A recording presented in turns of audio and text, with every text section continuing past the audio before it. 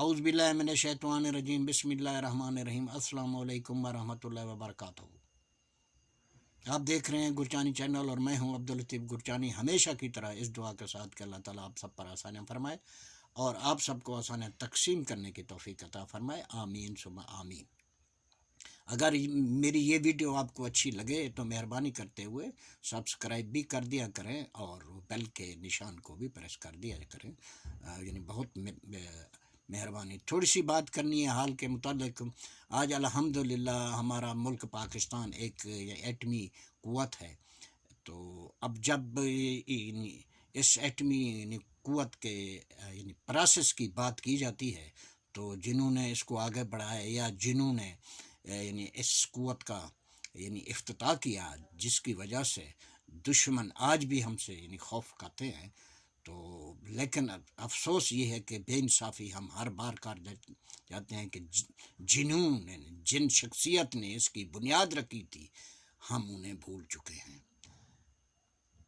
انصاف کا تقاضا یہی ہے کہ جو بنیاد رکھنے والا ہوتا ہے، جس کی سوچ تھی کہ ہمارا ملک ایک ایٹمی قوت بن جائے، ان کا نام نہ لینا، اس سے بڑی بے انصافی کیا ہوگی۔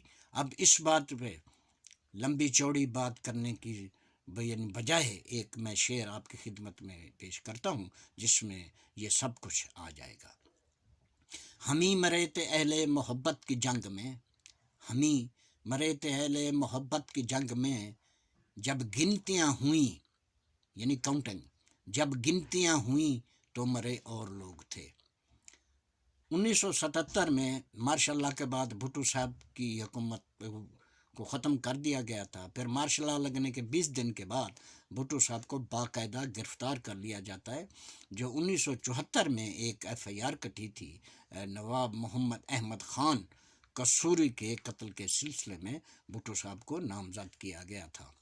پھر گرفتار ہونے کے 10 دن کے بعد جسٹس سمدانی صاحب ان کی ضمانت لے لیتے ہیں۔ پھر اس وقت کی جو حکومت تھی اسی وجہ سے جسٹس سمدانی صاحب کو ان کے عہدے سے ہٹا دیتی ہے اور بھٹو صاحب کو دوبارہ 3 دن کے بعد ضمانت کے 3 دن کے بعد گرفتار کر لیا جاتا ہے۔ یہ 3 دن بہت اہم تھے۔ اگر بھٹو صاحب چاہتے تو کسی غیر ملک اپنے دوست کے پاس دوستوں کے پاس جا سکتے تھے، کیونکہ آپ کو یہ پتہ ہے کہ بھٹو صاحب اس وقت ایک مقبول ترین عوامی اور عالمی لیڈر بن چکے تھے، اور پھر کافی سارے ممالک کے جو سربراہان تھے ان سے بھی بھٹو صاحب کے ایک ذاتی تعلقات بھی تھے، انہوں نے بھی فرض دی، لیکن بھٹو صاحب نے یہ کہتے ہوئے انکار کر دیا کہ میرا جینا مرنا میرے ملک میری عوام کے ساتھ ہے۔ اب آتے ہیں ماضی کوئی قریب کی طرف، جب عمران خان کی حکومت کو ختم کر دیا گیا۔ کیوں ختم کر دیا گیا یہ ایک لمبی داستان ہے، میں صرف اتنا ضرور کہوں گا کہ ہم پہ جو بیت گئی سو بیت گئی، ہم پہ جو بیت گئی سو بیت گئی، مگر آپ سنیں گے تو پشیماں ہوں گے۔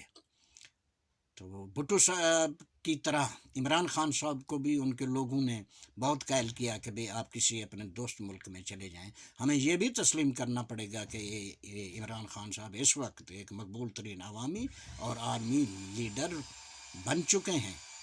اب عمران خان صاحب کے جو مخالفین ہیں وہ ان پہ بہت الزامات لگاتے ہیں۔ ان میں ایک الزام یہ بھی ہے کہ عمران خان صاحب غیر ملکی ایجنٹ ہیں۔ اب یہ کیسا غیر ملکی ایجنٹ ہے جو پاکستان میں رہتا ہے اور انہیں قتل کی دھمکیاں بھی ملتی ہیں، پھر قاتلانہ حملہ بھی ہوتا ہے، پھر وہ زخمی بھی ہوتے ہیں اور اپنا علاج بھی وہ اپنے ہی ملک میں کراتے ہیں، وہ نہیں گئے۔ جس طرح بھٹو صاحب نہیں گئے تھے کہیں، تو عمران خان صاحب بھی نہیں گئے۔ یہ کیسا ایک غیر ملکی ایجنٹ ہے جو 3 نومبر کو تو گولیاں کھا رہا ہوتا ہے اور پھر 26 نومبر کو راول پنڈی پہنچ کر بیساکھیوں کے سہارے پہ سٹیج تک پہنچتا ہے اور عوام سے خطاب بھی کرتا ہے۔ اب جو اللہ تعالیٰ نے ہمارے پروردگار نے ہمیں جو زندگی عطا فرمائی ہے وہ زندگی تو ہم نے ہر حال میں جینی ہے، تو تو مزہ تو تب ہے کہ زندگی کو فرق جان کر جیا جائے، زندگی کو فرق جان کر جیا جائے۔ اور جہاں تک میری سوچ ہے، جہاں تک میں سمجھتا ہوں کہ شاید عمران خان صاحب نے اپنے مالک، اپنے پروردگار سے ایک لمبی زندگی نہیں مانگی، بلکہ ایک بڑی زندگی مانگی ہے۔ اور آپ میرے تمام دوست اس لمبی اور بڑی زندگی کے متعلق سوچئے اور مجھے دیجیے اجازت۔ سنے رابطہ۔